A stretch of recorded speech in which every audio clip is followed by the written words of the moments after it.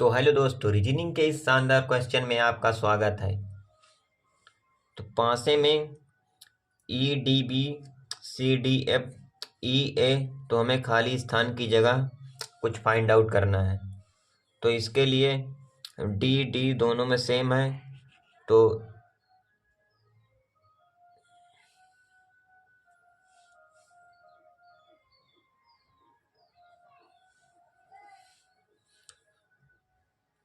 दोनों में D D same है तो डी लिख लेंगे।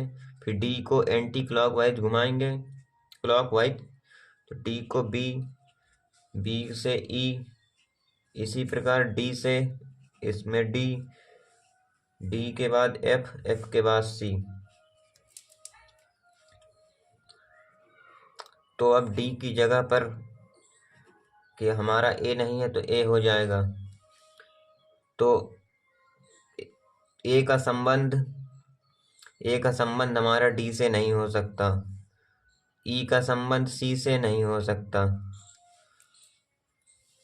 तो यदि हम एक बार बी और एक बार एफ लें, तो एक बार हम बी लेने पर, तो अगर हम बी लेंगे तो बी के बाद ई आता है, ई के बाद डी आता है।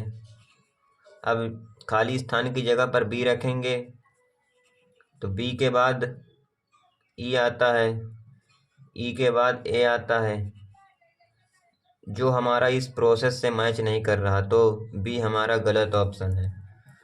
तो अब इसी प्रकार एफ लेने पर, एफ लेंगे तो एफ के बाद सी आता है, सी के बाद डी आता है। अब यहाँ पे एफ लेंगे, एफ के बाद ई आता है, ई के बाद ए आता है। तो अब हमारा यहाँ पास एफ एफ है तो यहाँ पर बी हो जाएगा। तो आप लोग देख सकते हैं यह हमारा पूरा मैच कर रहा है, तो राइट आंसर हमारा एफ हो जाएगा। तो चलते हैं रीजनिंग के एक दूसरे क्वेश्चन पर।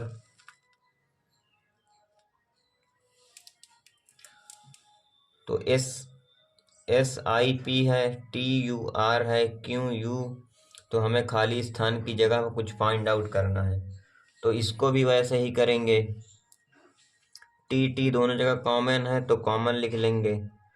टी, इसको क्लॉकवाइज घुमाएंगे ऐसे, तो टी को पी हो जाएगा, पी को एस हो जाएगा। इसमें टी की जगह यू हो जाएगा, यू की जगह आर हो जाएगा।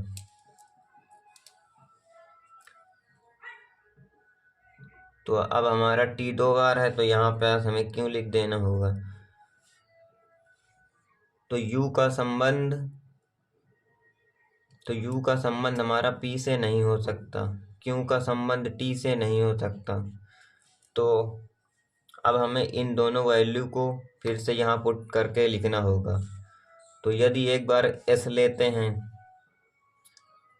तो ये वाला उठाएंगे, तो एस का संबंध टी से, टी को पी से।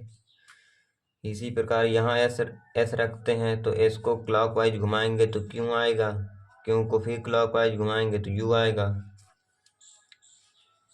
तो एस की जगह आर हो जाएगा, जो हमारा इससे मैच कर रहा, तो हमारा राइट आंसर ये हो जाएगा, ये भी रहूँ।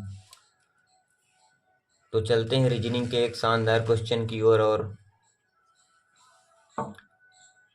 4 के विपरीत फलक 2 है, 2 के विपरीत फलक 3 है, 4 के विपरीत फलक 4 है, 4 के विपरीत 6 है, तो 5 की 2, तो हमें खाली स्थान की जगह कुछ फाइंड आउट करना है। तो सबसे पहले जो हमारा कॉमन होगा इन दोनों में उनको लिखेंगे। तो 4 का, इसको हम क्लॉकवाइज घुमाएंगे क्लॉकवाइज, तो 4 को 2 से, 2 को 3 से, तो 4 फिर यहाँ लिखेंगे, 4 को 6 से, 6 को 5 से। तो हमारी सभी संख्याएं हैं तो 4 की जगह 1 हो जाएगा। तो 5 का संबंध 6 से, तो 6 हमारा नहीं है। 5 का संबंध 3 से, तो 3 हमारा ऑप्शन में नहीं होगा।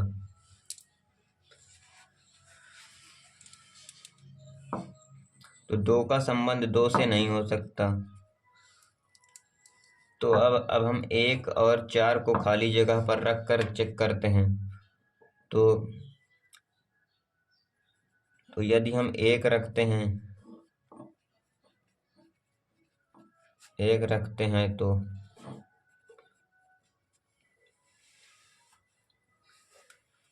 यदि हम एक रखते हैं तो 2 हमारा मैच करता है, तो 2 से 3 हो जाएगा, 3 से 4 हो जाएगा। इसी